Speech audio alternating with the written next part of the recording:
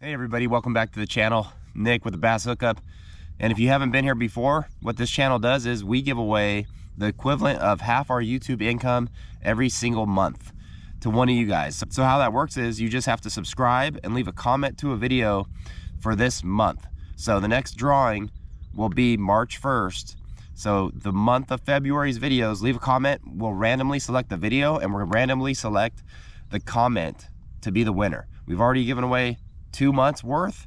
This will be the third month. You guys are doing an awesome job. We truly appreciate it, and we just want to give back to you guys for your support and for helping us out and growing this channel. Today's video, I'm just going to do a quick report on Clearlake. So myself, I have not been there, but I'm able to talk to some of our pro staff guys and some of the guys that are up there and have been up there and fished the new gen TOC where you saw those huge weights, or you could see right here, I'll put them in the screen somewhere, and it looks like the bite is just absolutely going off up there for big fish. What we heard is that the fish are in specific areas. If you've ever been up there, or if you've been thinking about going up there and you see the weights, you know, the fishing is really good, but don't let the weights fool you. Don't think you could go up there and just fish down the bank and catch fish, because it's not to that point yet.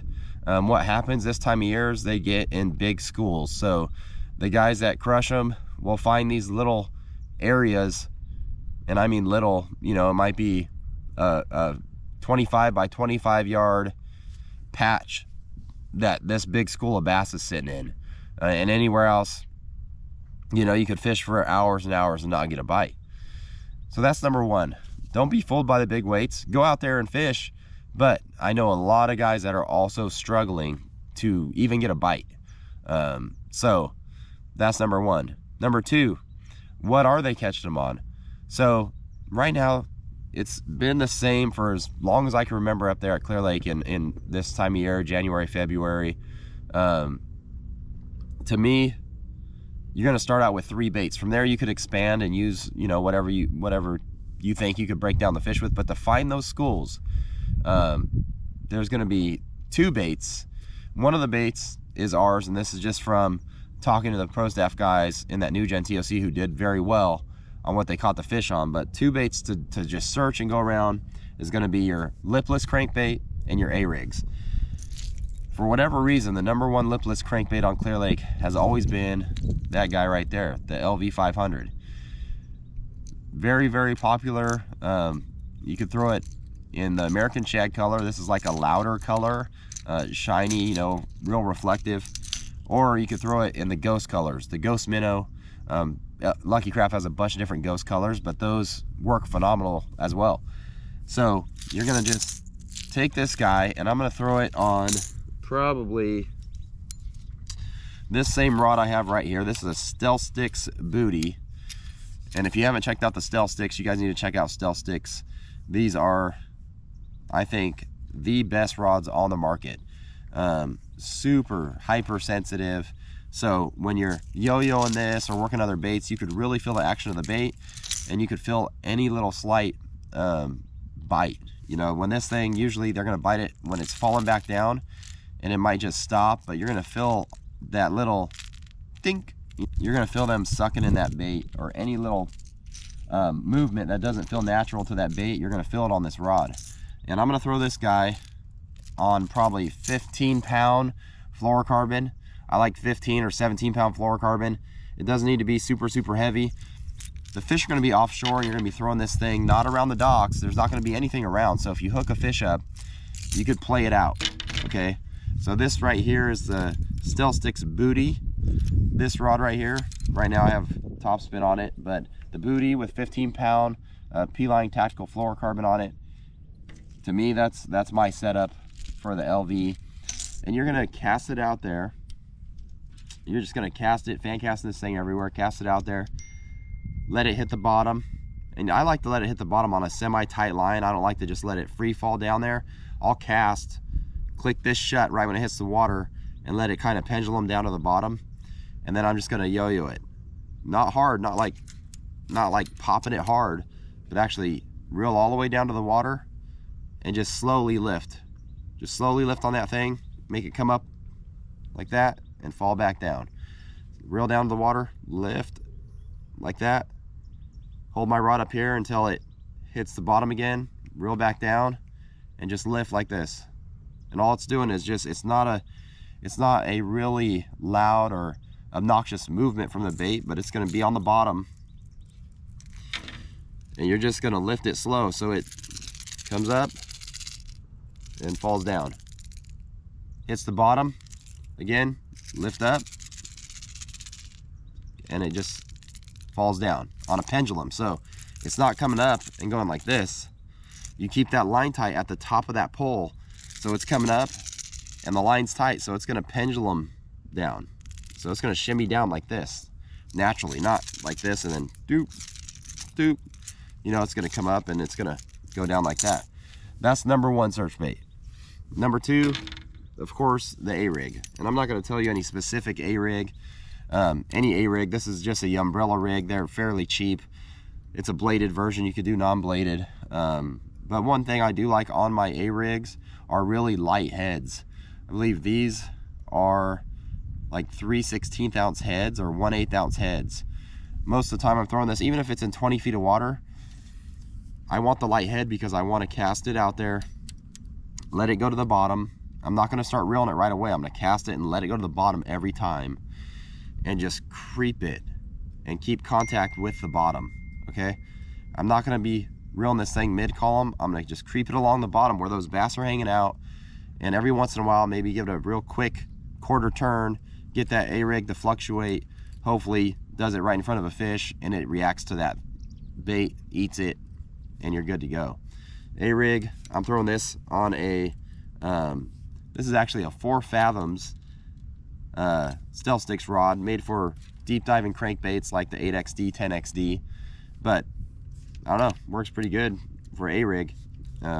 It's your preference. And I am throwing this on 20-pound tactical fluorocarbon.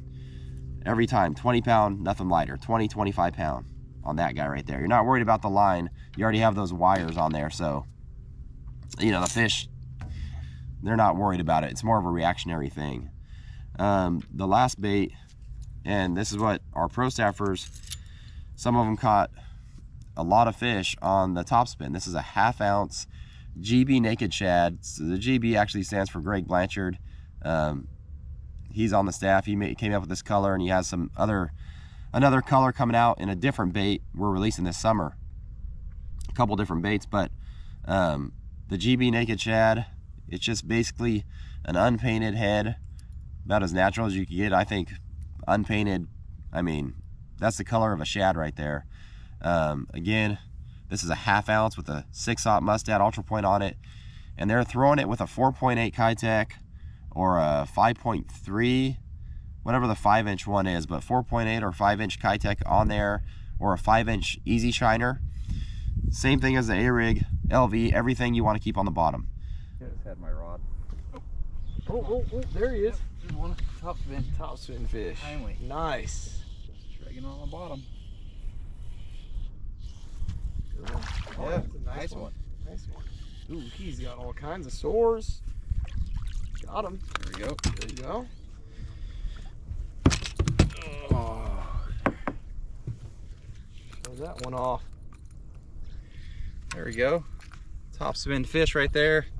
Cut on the 1/2 ounce GB naked shad color. Kitech, what size is that? 4.3. 4.3. Nice little fish right there.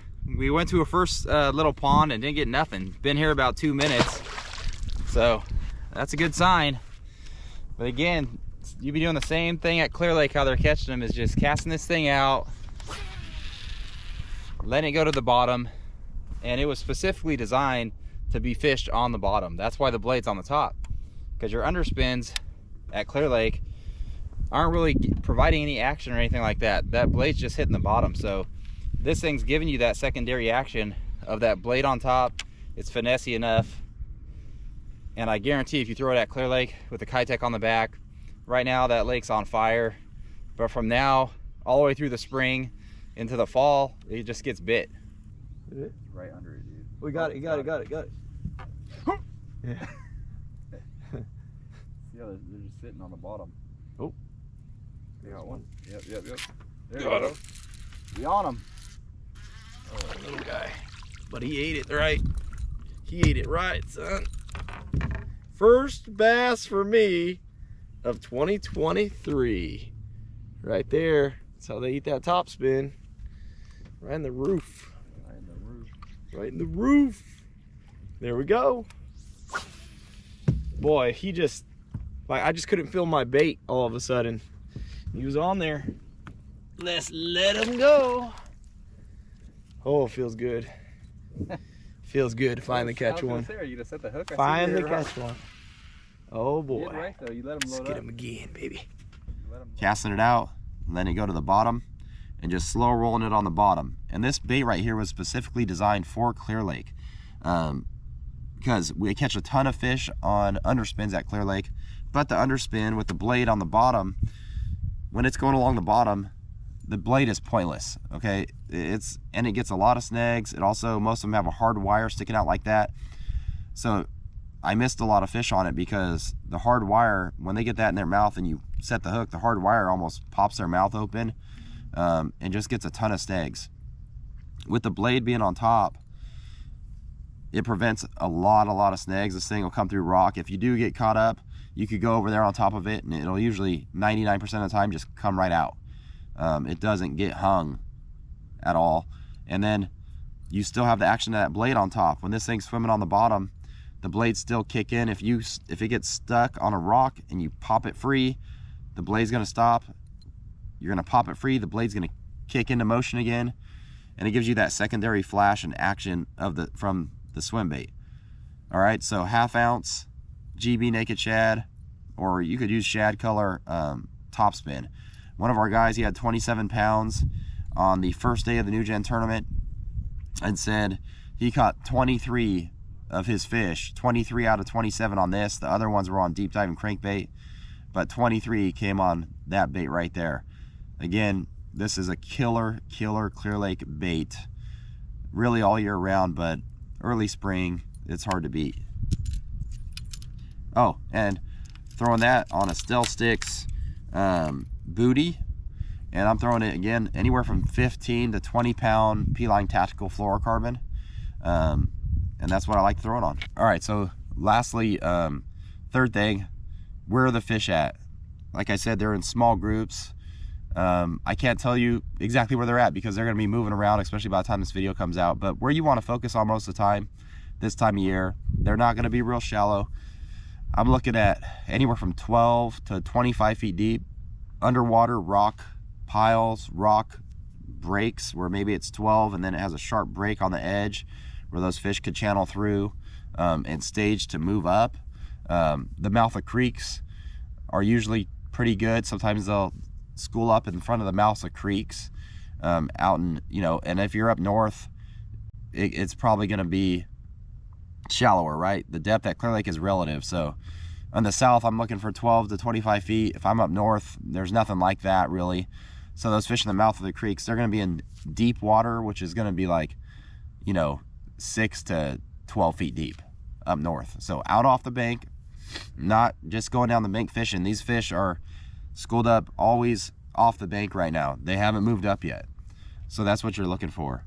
The other thing, I saw on westernbass.com that there's netting going on from February 3rd to February 13th for carp.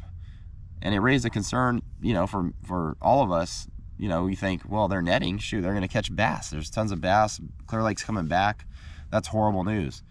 I called Jimmy up at Clearlake Bait and Tackle, and he advised me that it's not a big deal. They do it every year, and these nets don't kill the fish. They're only taking out the carp, and there's only a few boats a day doing it in a small area, so they might be at Nice one day, Lakeport the next day, maybe way down in Redbud the next day.